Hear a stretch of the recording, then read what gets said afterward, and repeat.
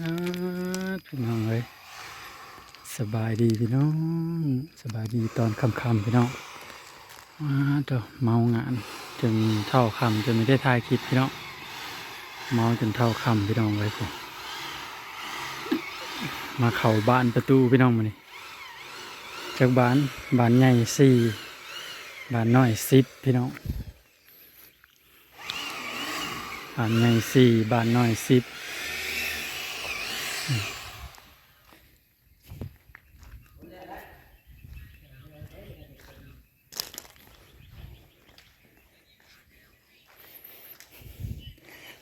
บัดมาขันสุดท้ายพัด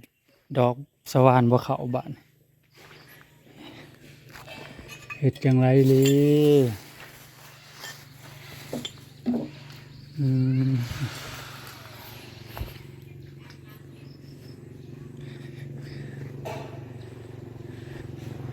มาตั้งแต่7 โมงจนเท่า6 โมงมาแต่ฮะ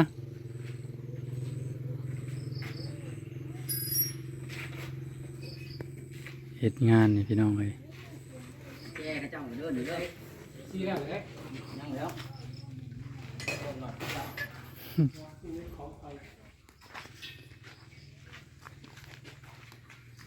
เฮ็ดงานคือสีรวยเนาะ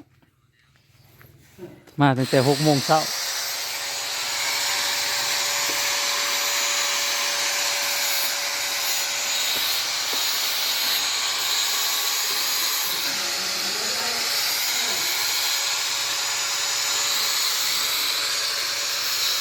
ว่าเฮ็ดงานนี่คือสีรวยมาตั้งแต่6 โมงเช้าจนเท่า6 โมงแรงมาขอบ้านพี่น้องเลยกินแก้วไก่แล้วมื้อนี้กินแก้วไก่ได้เนาะมื้อนี้ มากินแก้วไก่เยอะมื้อนี้ขอบเขตไก่น้ำพองตี้อยู่แล้ว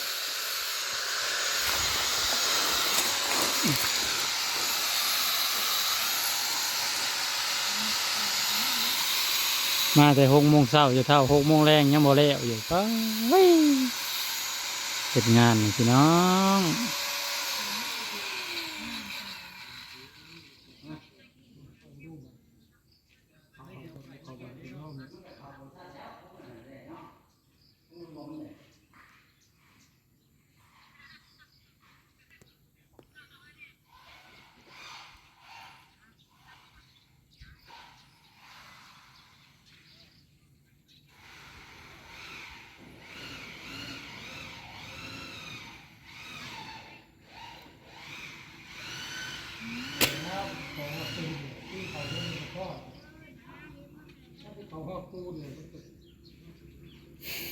คอยได้ทะลุเทิงปูนนะฮะมันจะบ่เข้า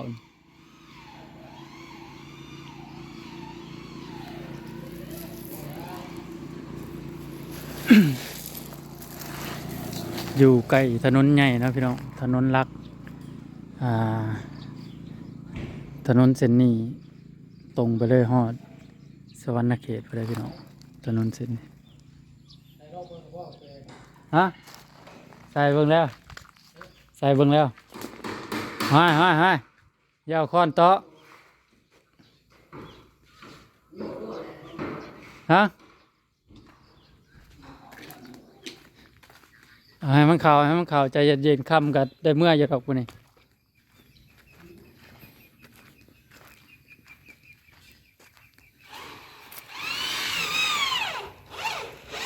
ห้าวแล้วตัวถึงนะฮะ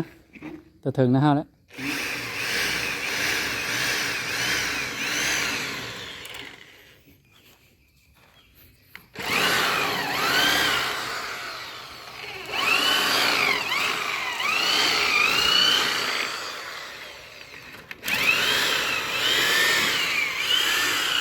มาซาน้ำกรอนบานกับบานมีตำนี้เนาะเป็นซื้อมาใส่ก็ได้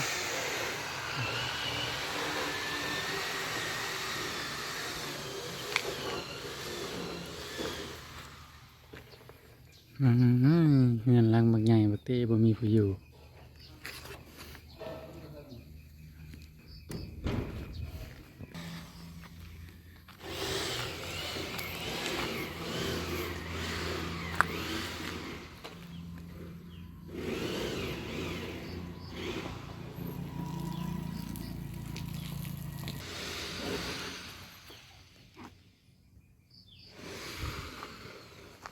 บ้านน้อย10บ้านใหญ่4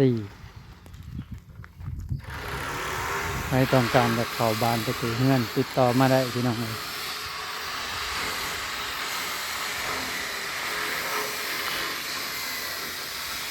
มือเดียวแล้วพี่น้องเก่งบ่พี่น้องเลย3 คนเข้าบ้านวันเดียวเสร็จ1 หลังสุดยอดบ่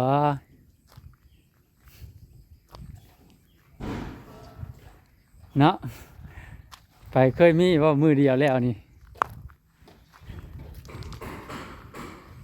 มาดูกลม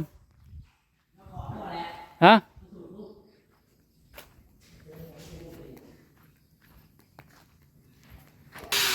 ย่อตั้งกับพ่อแห้งนะหิวเข่าวกับพ่อแห้งก็เด็ดสร้างเข้านี่สร้างเอาหิวเข่าวแห้งแล้ว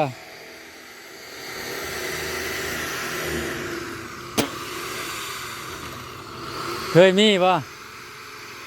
ฮะมือเดียวแล้วนี่เจ้าเคยไปเขาอยู่ครับเจ้าเคยอยู่มือเดียวแล้วเนี่ยซ้ำนี่ ปล่อยเด้ ฮะ ปล่อยมือเดียวเลย มือเดียวป่ะ มือที่สองใส่นะครับบ่ได้แล้วขึ้นนี่เนาะ อืม นายกเอาคัดเนี่ยได้อยู่บ่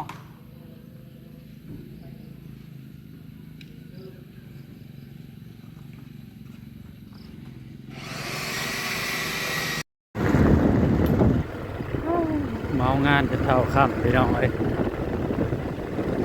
เกือบพอแล้วพี่น้องมือหนึงมาแต่6 โมงเช้าจะเท่า6 โมงแรง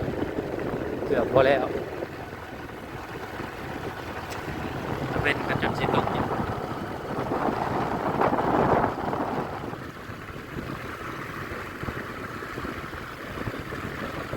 มาแต่6 โมงเช้า6 โมงแรงอันนี้เป็นถนนหลักเนาะถนนสายหลักขึ้นสวรรค์นเขตพี่น้องถนนแคมคลองอันนี้เนาะถนนสายท่าเนาะแบบเรียบแคมแม่น้ำโขงขึ้นเนาะเรียบแคมแม่น้ำโขงขึ้นมันขึ้นไปแต่ละหมู่บ้านแต่ละหมู่บ้านมันสิติดแม่น้ำโขงพี่น้องอันนี้ถนนสายท่าแคมน้ำโขงพี่น้อง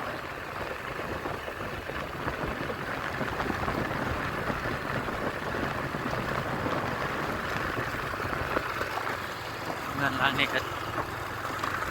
เจนเทินจนสิเละเลยครับอันนี้คือหมู่บ้านพ่อไอรินเลยพี่น้องบ้านน้ำอ้อมกลางพี่น้องมาพ่อไอริน